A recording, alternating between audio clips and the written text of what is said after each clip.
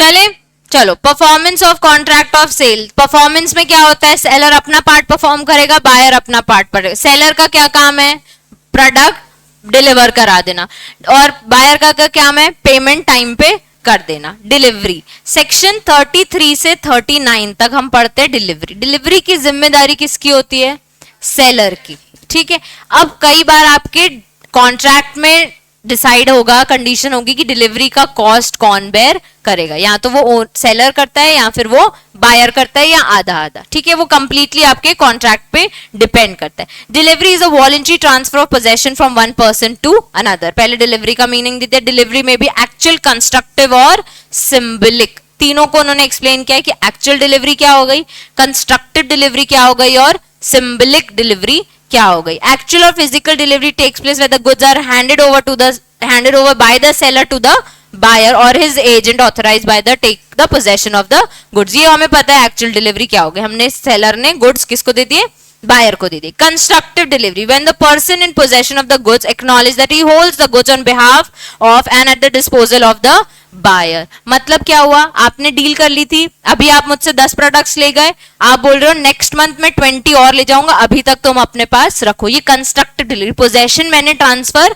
कर दिया है, सिर्फ आपके लिए मैं होल्ड करके रख रही हूँ। डिलीवरी कब करूंगी, नेक्स्ट मंथ में। ठीक है, for example where the seller after having sold the goods may hold them as a bailey for the buyer, there is a constructive delivery. अभी तक सिर्फ होल्ड करके रख रहे हैं। Symbolic delivery is made by indicating और giving a symbol, hence the goods themselves are not deliver. Symbolic delivery में means आपने वेयर हाउस की चाबी बस दे दी, जब उसको लगेगा वो जाके वेयर हाउस से अपना माल उठाएगा और अपने पास ले जाएगा। सिंबलिक में क्या दे दिया आपने, एक सिंबल दे दिया, भाई तेरे पास इतना राइट है, चाबी ले ले, उसमें तेरी प्रोडक्ट्स रखे हुए हैं, वो जाके ले ले। 3 टाइप की उन्होंने डिलीवरी बताई, कौन कौन सी, एक्चुअल, कंस्ट्रक्टिव और सिंबलिक।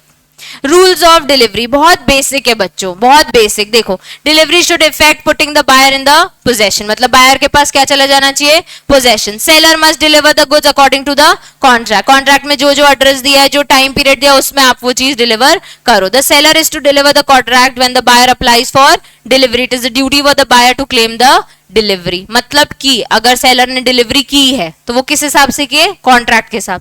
अब वहां बायर की क्या जिम्मेदारी है, डिलीवरी एक्सेप्ट भी तो करो, आपने हमसे सेल का कॉन्ट्रैक्ट किया है। Where the goods at the time of the sale are in the possession of a third person, then will be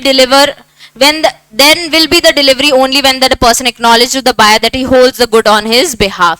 online Myntra से शॉपिंग करते हो, Myntra का खुद के ब्रांड्स भी होंगे और अदर ब्रांड्स भी रखता है वो, तो थर्ड पार्टी है। आपने ऑर्डर किसको प्लेस किया है, Myntra को। डिलीवरी कहां से आ रही है, वेरोमोडा से आ रही है, तो एक्शन किसके अगेंस्ट लोगे, कभी भी दिक्कत हुई तो Myntra में। अब आपके प्रोडक्ट कौन होल्ड करके बैठा है, Vero Moda.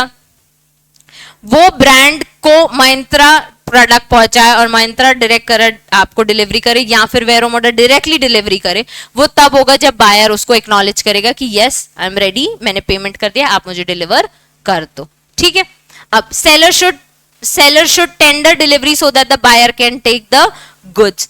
It is no duty of the seller to send or carry the goods to the buyer unless the contract so provides। मतलब सेलर को जो डिलीवरी देनी है वो अल्टीमेटली आपके कॉन्ट्रैक्ट में जैसे मेंशन्ड है वैसे करनी है। हमेशा सेलर की ड्यूटी नहीं होती है डिलीवर की, आप कई बार पिक भी करने जाते हो प्रोडक्ट्स, ठीक है, पिकअप वाली चीजें भी रहती हैं, तो आपके कॉन्ट्रैक्ट पर डिपेंड करता है कि सेलर कहां पे रिस्पॉन्सिबल बैठेगा। The place of delivery is usually stated in the contract, कहां पे डिलीवर होना है ये कहां डिलीवर कॉन्ट्रैक्ट में मेंशन होता है। अगर मेंशन नहीं है तो बायर से पूछ लो कि कहां डिलीवरी करनी है, तो सेलर को डिलीवरी एक्चुअल में कहां करनी है, जहां पे बायर बोलेगा वहां करनी है, अपने मन से कहीं और डिलीवर वो नहीं कर सकता। The seller has to bear the cost of delivery unless the contract otherwise provides. हमें डिलीवरी चार्ज जोमेटो में तो भरने पड़ते हैं क्योंकि हमारे कॉन्ट्रैक्ट उस पे है, कई बार वो लोग बेयर करते हैं, डिलीवरी चार्जेस जीरो कर देते हैं, that only depends on the contract. तो अगर कॉन्ट्रैक्ट में स्पेसिफाइड है कि कॉस्ट बायर बेयर करेगा तो बायर को करनी, नहीं तो हमेशा किसको डिलीवरी कॉस्ट बेयर करनी है, सेलर को। If the goods are to be delivered at a place other than where they are, the risk of deterioration in the transit will unless or otherwise agreed be borne by the buyer। मतलब अपन का contract हुआ था कि भैया labour चौक में हमको ये delivery चाहिए, अब लास्ट मोमेंट में मैंने डिलीवरी चेंज कर दी, भैया लेबर चौक में मत आओ, नेपियर टाउन में डिलीवरी कर दो। अब ट्रांजिट में अगर कोई चीज डिस्ट्रॉय हो गई, तो ये मेरी गलती है, बायर ने एड्रेस चेंज किया था, मैं लेबर चौक पे सही साठ पहुंचा रहा था, आपने डिस्टेंस चेंज किया, आपने डिस्टेंस बढ़ा दिया, अगर उसमें कुछ डिफेक्ट होता है तो बायर जिम्मेदार है, ठीक है। Unless otherwise agreed, the buyer is not bound to accept the deliveries in instalment. अगर अग्री किया है कि इंस्टॉलमेंट में दोगे तो चलेगा, नहीं तो बायर की कोई ऐसे बायर बाउंड नहीं है कि हमेशा उसको इंस्टॉलमेंट में डिलीवरी एक्सेप्ट करनी है, उसे कंप्लीट डिलीवरी एक्सेप्ट करनी, ये उसका राइट है। अगर उसने एक्सप्रेस किया है कि मुझे इंस्टॉलमेंट में डिलीवरी चाहिए तो इंस्टॉलमेंट में आपको मिलेगी, ठीक है। Acceptance of goods by the buyer, accept कब कर लेता है, जब वो इंटीमेट कर देता है सेलर को that he has accepted the goods, और retains the goods after the lapse of a reasonable time without intimating to the seller that he has reject them, does any act does any act good which is inconsistent with the ownership of the seller, pledge or resells if the seller sends the buyer a large or smaller quantity of the goods, then order the buyer may reject the whole। अभी बच्चों पहले वाला बोल रहा है कि आप intimate कर दो कि आपने एक्सेप्ट कर दिया, दूसरा आपने रिटेन कर लिए हैं गुड्स और आपने देखा कि वो चीज सही नहीं है तो आपने रिजेक्ट करना है, तो उसको इंटीमेट करना है रिजेक्शन का भी कि आपको वो गुड्स एक्सेप्टेबल नहीं है। थर्ड, अगर आपने कोई एक नंबर ऑफ क्वांटिटी मंगाई थी, 10-15 कार्टन्स मंगाए थे, आपको कितने आए 2, 3, 4, तो आप रिजेक्ट कर दो, भाई इतनी क्वांटिटी मंगाई थी आपने उतनी क्वांटिटी डिलीवर नहीं करी है। तो हर चीज एक्सेप्ट करने से पहले आप उसको इंटीमेट करो कि हाँ हम एक्सेप्ट करते हैं या फिर हम रिजेक्ट करते हैं, या फिर एक्सेप्ट कर लो द वे दे आर। दूसरा, accept the quantity order then reject the rest, मतलब कि 2 आए 2 का पैसा लो, बाकी हम किसी का भी पैसा आपको नहीं देंगे। एग्जाम्पल देखो, नुपुर पढ़ना जोर से example.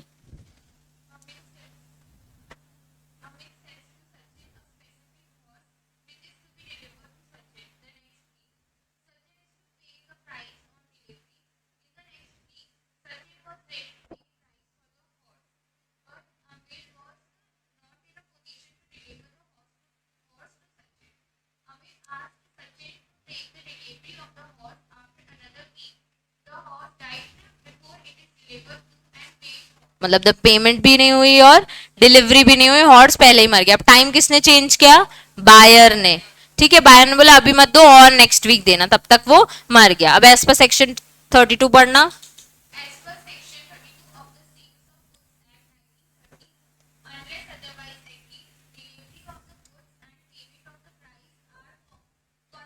Conditions,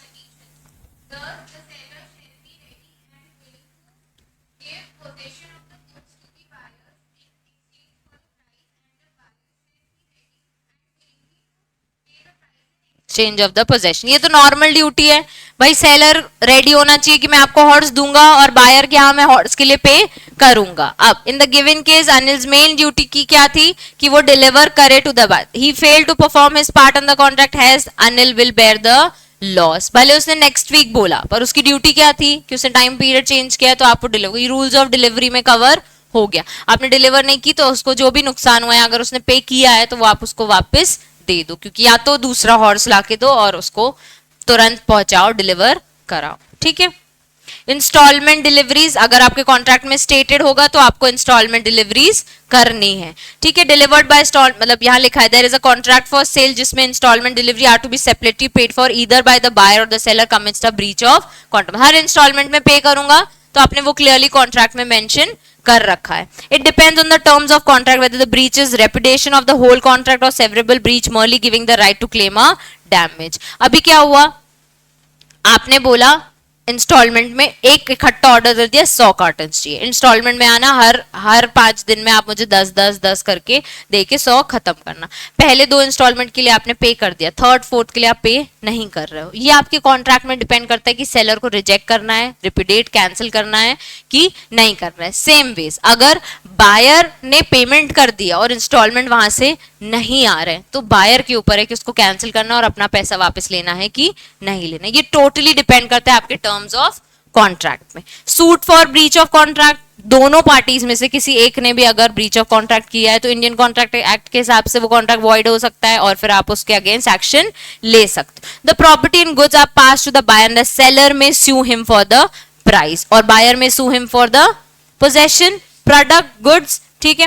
where the price is payable on a certain day regardless of delivery, the seller may sue for the price if it not paid on that day although the property in goods has not past, आपको बोल दिया था इस date पे पैसा दे दो, आपने नहीं दिया, तो हम तभी भी बोल सकते हैं, आपको सूट फाइल कर सकते हैं कि पैसे नहीं आए, भले हमने आपको अभी तक गुड्स नहीं दिए, क्योंकि हमने बोला था कि पहले पेमेंट आएगी फिर गुड्स आएंगे. Where the buyer wrongly neglects or refuses to accept the goods and pay them, the seller may sue to the buyer for damages for non acceptance. अब कई बार क्या होता है, बायर बोलता है अब हमको गुड्स नहीं चाहिए, आपने डील तो करी थी, अब आपको गुड्स लेने ही पड़ेंगे, आप एक्सेप्ट नहीं करोगे तो भी सेलर आपको सूट फाइल कर सकता है. Where the seller wrongly neglects or refuses to deliver the goods, the buyer may sue. Same चीज उल्टी हो गई. ब्रीच ऑफ कंडीशन और ब्रीच ऑफ वारंटी होगा तो बायर वारंटी में ऑफ कोर्स रिजेक्ट नहीं कर सकता, पर क्लेम मांग सकता है, और ब्रीच ऑफ कंडीशन में वो रिजेक्ट भी कर सकता है और क्लेम भी मांग सकता है. If the buyer has paid the price and the goods are not delivered, the buyer can sue the seller for recovery of the amount paid. मतलब उसने पे कर दिया और आपको गुड्स नहीं है. सेम चीज दोनों के लिए लिखी जो मैंने स्टार्टिंग में बोला, सेलर और बायर के लिए. यहाँ पे ये चुन्ना माल रामनाथ वाला एक केस देख लेना, बहुत सिंपल दिया है, जब नोट्स मिलेंगे तब पढ़ लेना, एक बार मार्किंग कर लेना आईपैड लेके, ठीक है. एंटीसिपेटरी बीच, ये क्या होता है, पहले से ही सोच लेना कि ब्रीच ऑफ कॉन्ट्रैक्ट होगा, या आपने पहले से ही समझ लिया कि सामने वाला ब्रीच करेगा. Where either party to contract of sale repudiates the contract before the date of delivery, पहले ही आपने क्या कर दिया, कैंसिल कर दिया, अभी डिलीवरी भी नहीं हुई, पेमेंट वाला भी इशू नहीं आया. The other party may either treat the contractor still subsisting and wait till the date of delivery, he may treat the contractor as rescinded and sue for the damages for breach. मतलब अभी sir मैंने आपको delivery की नहीं, आप क्यों cancel कर रहे हो, वो बोले अभी तक मैंने पेमेंट की नहीं, मेरा ऑर्डर क्यों कैंसिल कर रहे हो, तो बोथ वेज में आप उनके अगेंस्ट एक्शन ले सकते हो. In case contract is treated as still subsisting, it would be for the benefit of both the parties. The party who had originally repudiated will not be deprived of his right of performance on the due date in spite of his prior repudiation. मतलब कि बच्चों एक person है, इन दोनों ने deal की है goods को लेके, ठीक है. अभी क्या हुआ, डिलीवरी डेट आई नहीं, डिलीवरी डेट है 15 सितंबर, डिलीवरी डेट आई नहीं, इसने क्या किया 13 को ही कैंसिल करने की कोशिश की, ठीक है. इस पर्सन ये गुड्स यहाँ पे बेच रहा है, ये पर्सन अभी वेट कर रहा है कि शायद 15 को तो ये मुझे डिलीवरी दे देगा, ठीक है. अब क्या हुआ, इसमें क्या हुआ कि ये पर्सन जिसने कैंसिल कर दिया है, इसके लिए ये नहीं बोल सकता कि तुम मेरे परफॉर्मेंस का क्यों वेट, ये बोल सकता है कि तुम मेरे परफॉर्मेंस का क्यों वेट करो, मैंने तो कैंसिल कर दिया. इसको हम हेल्ड रिस्पॉन्सिबल नहीं ठहराएंगे 15 को कि अपना पार्ट अपना परफॉर्म करो, क्योंकि उसने 13 को ही कैंसिल कर दिया, उसने रिजेक्ट कर दिया आपके साथ कॉन्ट्रैक्ट, ठीक है. तो जिसने कैंसिल किया है, his right of performance and on the duty of prior reputation, पहले वाली कोई ड्यूटीज फुलफिल नहीं की है तो हम बोल सकते हैं, लेकिन कैंसिल कर दिया तब हम आपको उसके बाद वाली कोई ड्यूटीज हैं वो उसके लिए हम आपसे एक्शन नहीं ले सकते, क्योंकि आपने क्या किया, कॉन्ट्रैक्ट को कैंसिल कर दिया. His right to set up any defence for not performance will might have actually arisen after the date of prior reputation. मतलब पहले बताओ कैंसिल करने की कि ये शायद मुझे पे नहीं कर रहा है, इसने कहीं और डील कर रखी है, ये कहीं और पे लोअर प्राइस में बेच रहा है, इसलिए मैंने इसके पहले आप एक्शन ले लो सामने वाले के अगेंस्ट. देखो एक केस है, Suresh Kumar Rajendra Kumar versus Hasan Koya and son. जी जोर से पढ़ना जरा द प्लेंटिफ वाला.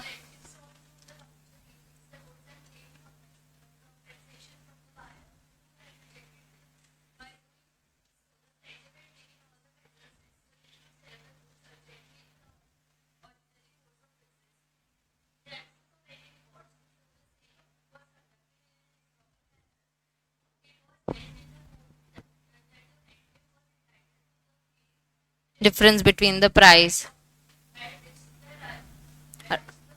rise.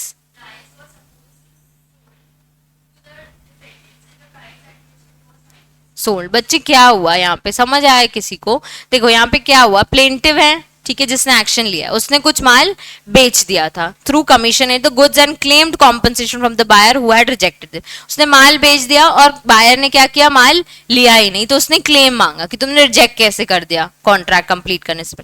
While doing so plaintiff had taken, plaintiff ने सब किया कि नहीं मैं आपको बेच रहा हूं, मैं आपको भेज रहा हूं, डिलीवरी में टाइम पे कर दूंगा. उसने अपनी हर कोशिश वो लगा दी कि उसके पास टाइम से डिलीवरी पहुंच जाए, एक ऑर्डिनरी कोर्स ऑफ बिजनेस में जो एक सेलर करता है, ठीक है.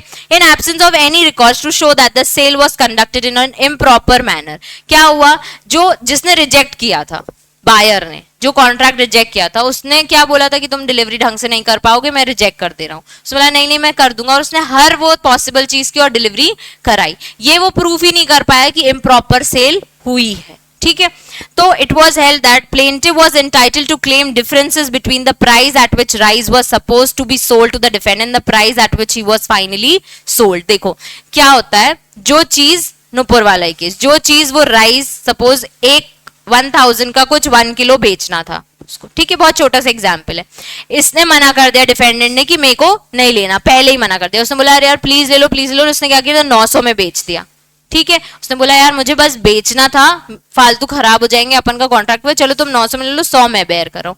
यहाँ पे जिस पर्सन ने खरीदे राइस वो प्रूफ नहीं कर पाया कि इम्प्रॉपर सेल है और बोल रहा है कि मुझे रिजेक्ट करना है कॉन्ट्रैक्ट, ठीक है, मुझे अपने 1000 चाहिए, मुझे कोई मतलब नहीं। अभी जो बायर, जो सेलर को नुकसान हुआ है 1000 के बीच का 100 रुपीज का नुकसान हुआ है, वो डिफरेंस का वो क्लेम कर सकता है कि बिना कोई इम्प्रॉपर सेल के ये कॉन्ट्रैक्ट रिजेक्ट कर रहा है, मैं इसके अगेंस्ट एक्शन ले रहा हूं। तो कोर्ट ने इस केस में उसको डिफरेंस का पैसा दिलवा दिया, मतलब 1900 तो उसको मिले ही मिले, प्लस वो 100 रुपीज भी उसको दिला दिए कि एक्चुअल में फाइनली में कितने सोल्ड हुए और एक्चुअल में कितनी सेल होनी चाहिए थी, ठीक है। तो ये जब क्या होता है, डिलीवरी का हम पढ़ रहे थे, सबसे पहले रूल ऑफ डिलीवरी में हमने देखा कि भाई करेक्ट वे में सेलर की ड्यूटी है, सेलर रिस्पॉन्सिबल है डिलीवर करो, कहां कैसे करना है वो आपके टर्म्स ऑफ कॉन्ट्रैक्ट में आएगा। जब हम देख रहे हैं कि एंटिसिपेटरी ब्रीच हो रही है, आप पहले से ही कोई कॉन्ट्रैक्ट को रिजेक्ट कर रहे हो, तो अगर सेलर रिजेक्ट करता है तो बायर एक्शन ले सकता है, और अगर बायर रिजेक्ट करता है तो सेलर एक्शन ले सकता है। अगर वो एक्शन लेता है तो कोर्ट डिसाइड करेगा किस वे में उस पर्सन को कॉम्पनसेशन दिलाना है।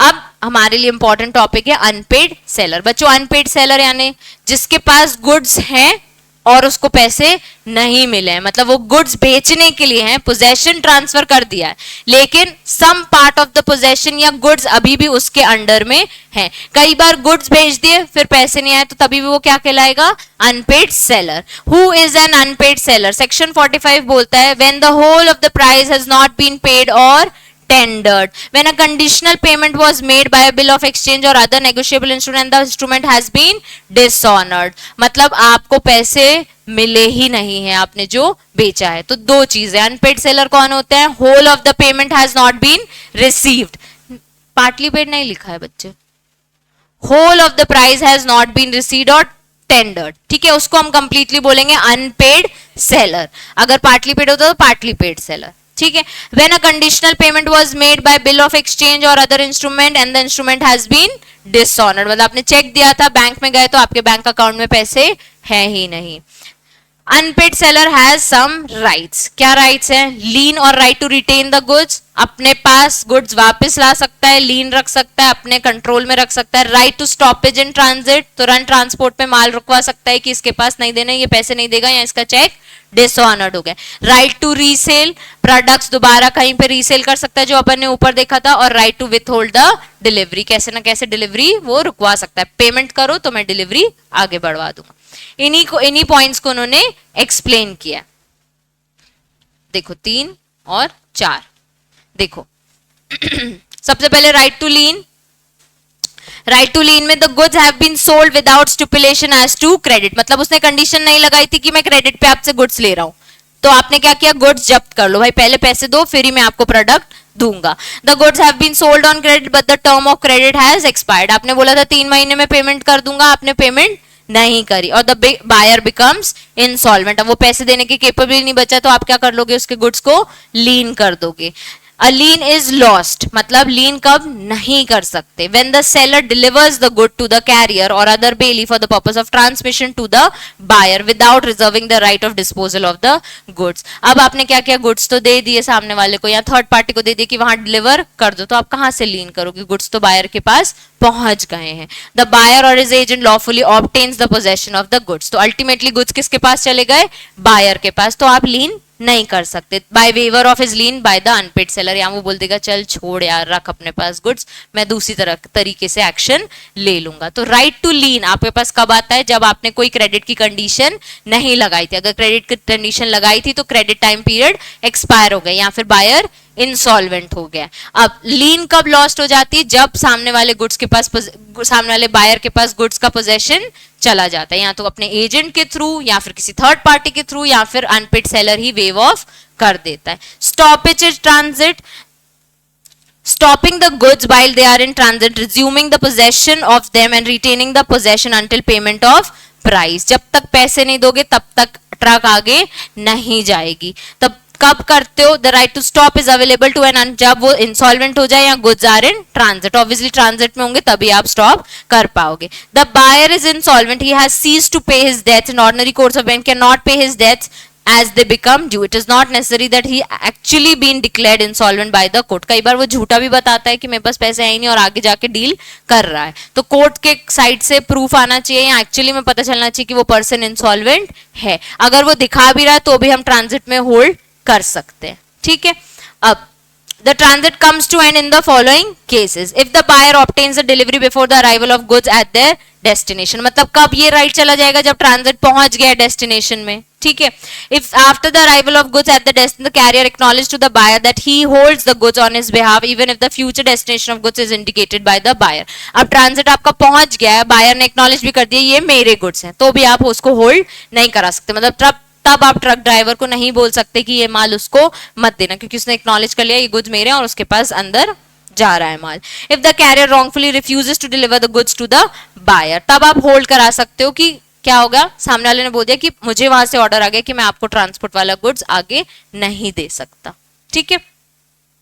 राइट टू रीसेल, अब पेरिशेबल गुड्स में ही हमने देखा था कि वो रीसेल कर सकते हैं। राइट इज एक्सप्रेसली एक reversed in the contract, mention किया है कि पेमेंट नहीं आया तो मैं रीसेल कर दूंगा।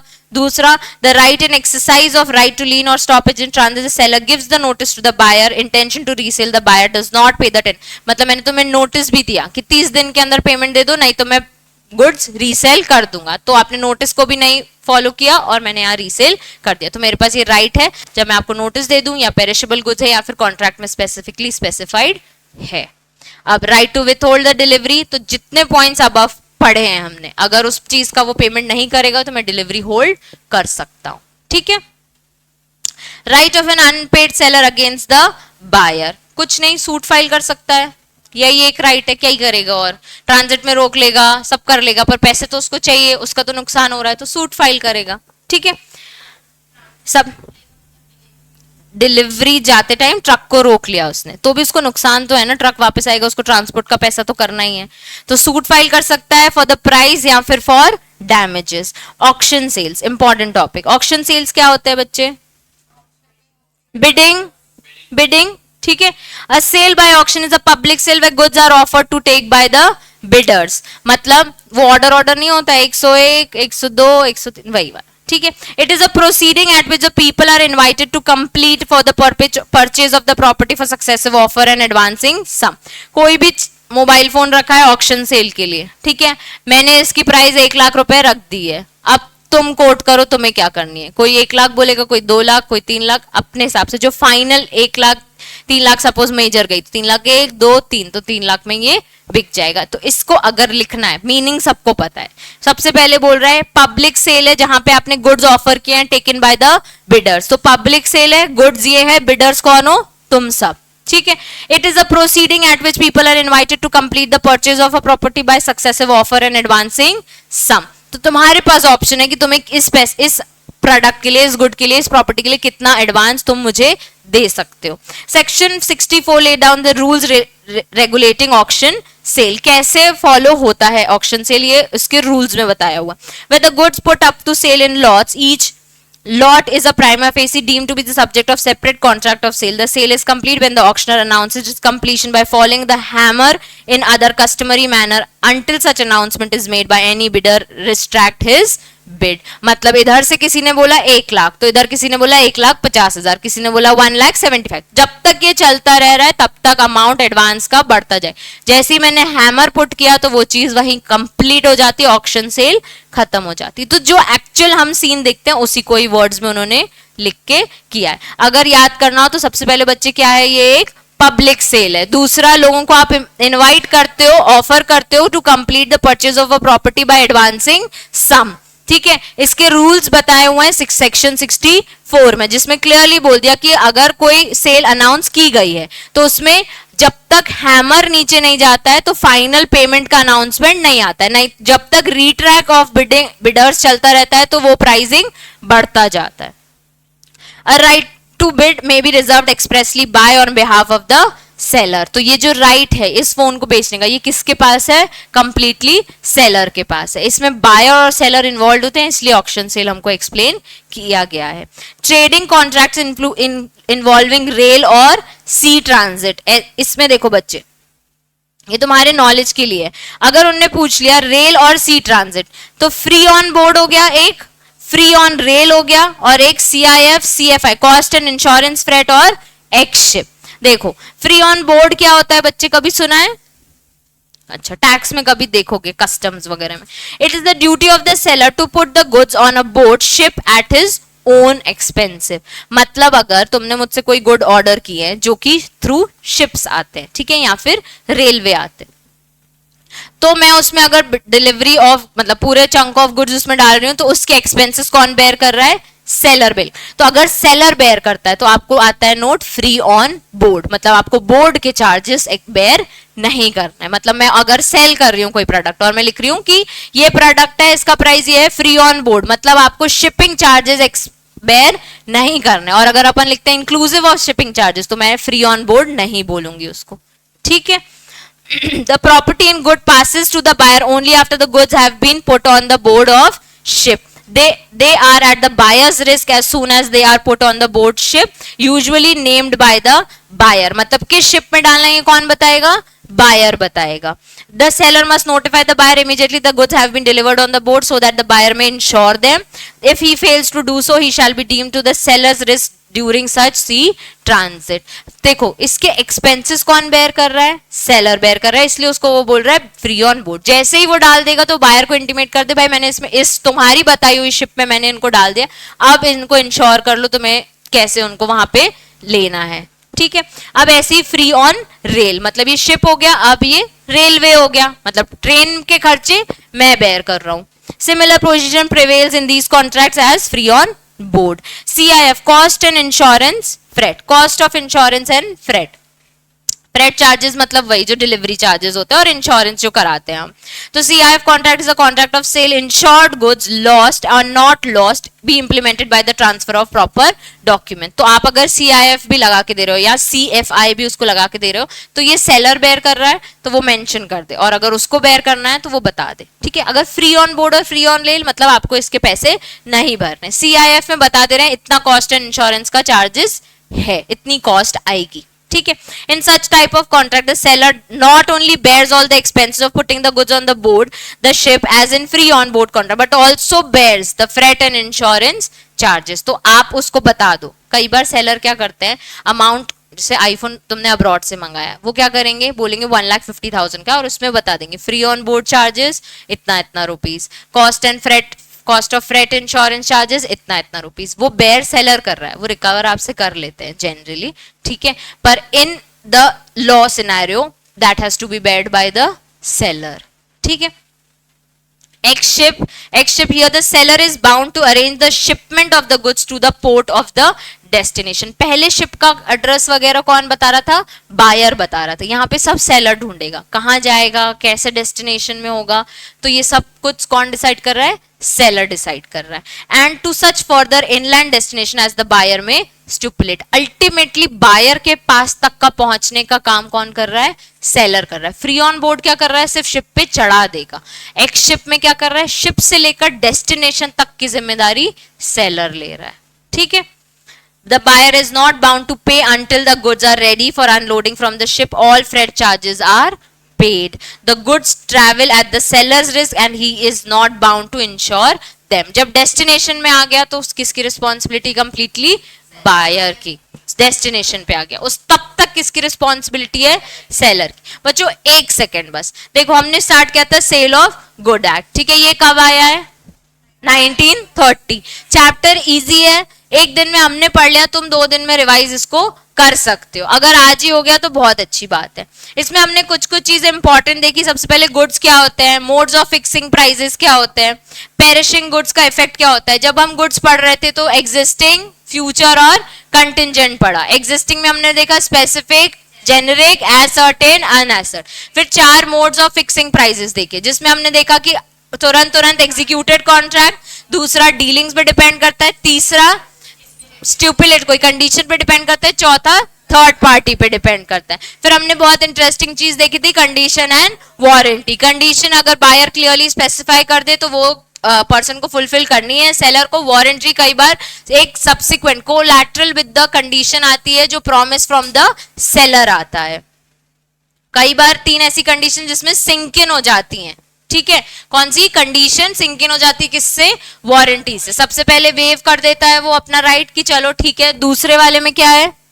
वो ट्रीट करने लगता है कंडीशन को वारंटी में ही। और तीसरे में इनडिविजिबल नहीं है, पार्ट हम नहीं कर सकते। ऐसी कुछ इंप्लाइड कंडीशंस और इंप्लाइड वारंटीज पढ़ी बच्चों क्लियरली। इंप्लाइड वारंटीज में क्वाइट पोजेशन, और फिर एनकम्ब्रांसेस क्या फ्री होना चाहिए, और फिर डेंजरस नेचर के नहीं हो, और एक रीजनेबल फिट एंड क्वालिटी के हो। अब जब इंप्लाइड कंडीशन देख रहे थे, implied condition as to title, implied condition as to description, implied condition as to merchantable quality, implied condition as to wholesomeness और क्वालिटी और fitness for the particular purpose, ठीक है। कस्टम और यूसेज ट्रेड है अगर इंप्लाइड वारंटी हम देख रहे हैं। फिर हमने पढ़ा डॉक्ट्रिन ऑफ केवियर टेम्पटर, जिसमें हम क्या बोल रहे हैं? Let the buyer be aware, लेकिन इसके कुछ एक्सेप्शंस हैं, 4 एक्सेप्शंस। अगर सेलर हमको फॉल्स रिप्रेजेंटेशन कर रहा है, डिफेक्ट्स को कंसील कर रहा है, या फिर अपने स्किल और जजमेंट से हमको कोई चीज दे रहा है, या अपने डिस्क्रिप्शन पे कुछ हमको चीज बेच रहा है, तो उसके लिए कौन रिस्पॉन्सिबल है? सेलर रिस्पॉन्सिबल है। फिर हमने कुछ 4 टॉपिक्स तुमको रीड करने के लिए थे। जैसे ही नोट्स मिलेंगे ये चारों तुम रीड करके मार्क करके मुझे दिखाओगे कि होगा, डाउट्स होंगे तो पूछोगे, ठीक है। उसके बाद फिर हमने आगे transfer of title of the person not the owner. अगर कोई ओनर नहीं है तो वो बेस्ट टाइटल नहीं दे सकता, ठीक है। हमेशा बेस्ट टाइटल कौन देता है? विच ही हिमसेल्फ हैज। अब हमने इसके कुछ एक्सेप्शंस पढ़े। अगर मर्केंटाइल एजेंट देगा तो चलेगा, ठीक है।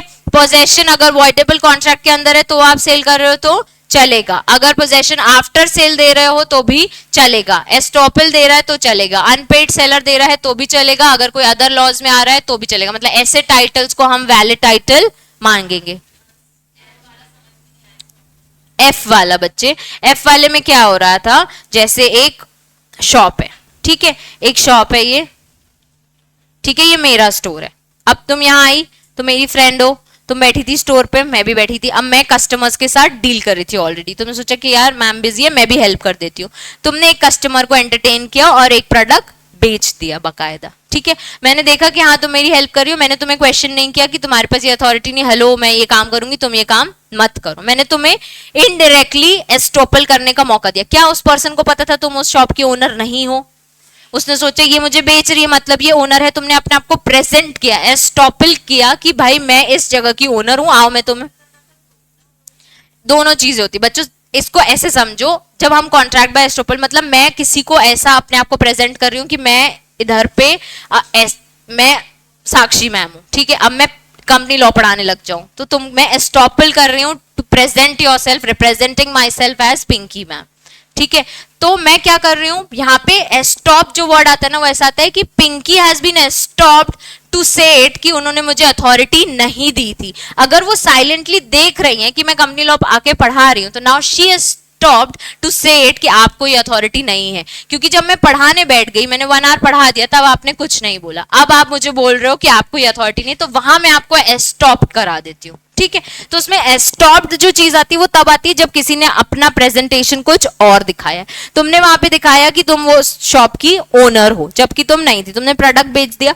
अब वो पर्सन को अगर प्रोडक्ट में दिक्कत आएगी, वो शॉप में आएगी, तुम उसको नहीं दिखोगी तो वो मुझसे एक्शन लेगी। तो मैं तुमको आके नहीं बोल सकती कि इसके लिए पैसे तुम बेयर करो, तुमने वो आइटम बेचा था। I will be estopped to take an action against you, ठीक है, बिकॉज आई मेड श्योर कि तुमको ये अथॉरिटी है। मैंने डायरेक्टली नहीं दी पर हाँ मैंने देखा तुम कर रही थी, ठीक है। अब समझ आ गया? ऐसी फिर हमने देखा कुछ डिलीवरी समझा, और फिर रूल्स ऑफ डिलीवरी वो बेसिक थे। फिर हमने देखा अनपेड नहीं, फिर हमने देखा इंस्टॉलमेंट, एंटिसिपेटरी ब्रीच और फिर अनपेड सेलर। अनपेड सेलर मतलब जिसको होल ऑफ द अमाउंट नहीं मिला है या फिर इनडायरेक्टली कोई पेमेंट मिली थी थ्रू नेगोशिएबल इंस्ट्रूमेंट जो कि डिसऑनर हो गए। फिर अगर इसके क्या 4 राइट्स है, एक right to lien, right to stoppage in transit और रीसेल और फिर विथ होल्ड द डिलीवरी। फिर हमने ऑक्शन सेल समझा और कुछ सेल के parts, free on board, free on rail, CIF और एक्स शिप, चारों चीजों में कहीं ना कहीं सेलर हर कुछ बेयर कर रहा है। ठीक है, ये हो गया हमारा सेल ऑफ गुड एक्ट।